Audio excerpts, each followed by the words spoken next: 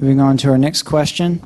Again, this one addressed to no one in particular. It says, if I continue to practice sin instead of righteousness, will I die in my sin? Is that a general... Could you repeat that one more time, Sure. please? Not addressed to anyone in particular. It says, if I continue to practice sin instead of righteousness, will I die in my sin? Yes. Yes. Yes. The defense rests. Think about that one a second there. Yeah. And Yes. we say yes. Yeah. Okay. There was... No clock we found setup the needed for question that we one. all agreed on. There we go. Sin is bad. There we go. Okay. That's the point of the Savior. This one I can only imagine will have dramatically different answers from both sides. And it is not addressed to anyone in particular. I'm just going to read it as it is written. How can a high school youth who is straight defend against gay classmates? Defend against... All right, let's, as soon as the clock starts, Sure. I'll answer.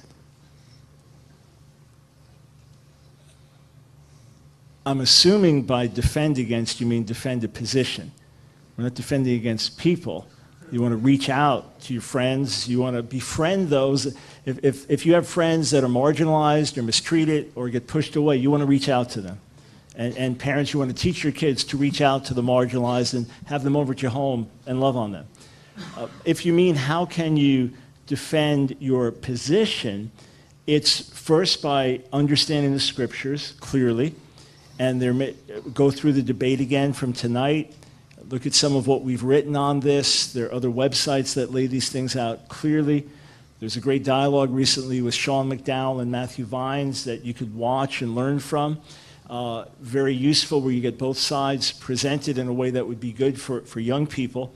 So you understand the scriptures, and then you reach out and love people. It's that simple. And don't be ashamed of the gospel. You're going to be called bigoted and hateful. Now the tables have turned. When that happens, rejoice. When people speak evil of you for Jesus, rejoice, because he gets cast out. You get cast out with him. But remember, you're on the side of truth. And Jesus said that the truth will set us free. So learn the scriptures, understand the main LGBT talking points, master the answers, and then walk in love and reach out to everyone. 90 seconds for our other side, if you'd like to comment. I actually concur with everything you just said. I believe that love is the best way to move forward.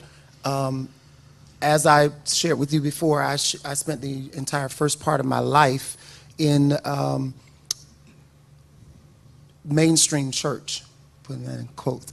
And so whenever we would encounter people who were unlike us in any way, shape, or form, what we were always taught to do was love them. James talks about how if somebody comes into your congregation and they're different than you in any way, shape, or form, he's specifically talking about the person who is dressed, like a pauper. You love them. You give them the seat of honor as opposed to the person who is, looks like they're very wealthy. I think that's the way to address anybody. And I think that if we did that, I don't believe that you're going to encounter the persecution that Jesus describes in Matthew chapter 5. I don't believe you're going to get a lot of hate speech just because you tell somebody something if you tell them in love. I know if I had encountered these gentlemen, even on the street, talking the way that we talk today, I wouldn't have an ill thing to say about them. I'd simply affirm that's, what you believe, and I don't believe the same. And if he wanted to do some other kind act, I'd let him, and I'd do some other kind act myself. I think that love begets love. I think evil begets evil. And I think that what happens is a lot of times we think that we're presenting in love and we aren't. We are presenting, the scriptures say we have to present the truth in love. And that doesn't mean that we don't say things that people might consider offensive. We have to address things that we feel like the scriptures speak against. I do it in my church. I have people I gotta go real fast. I have people in our church who have these multi-sexual partners when they come to the church. And we sit down and we talk about the morality of it all. And we use the scripture, and many of the same scriptures that we would use that you've heard cited today. We don't want to see people go to hell, and I certainly don't want to go to hell. We can prevent that by love. And we have to understand what love is. And love isn't wagging our finger and being right.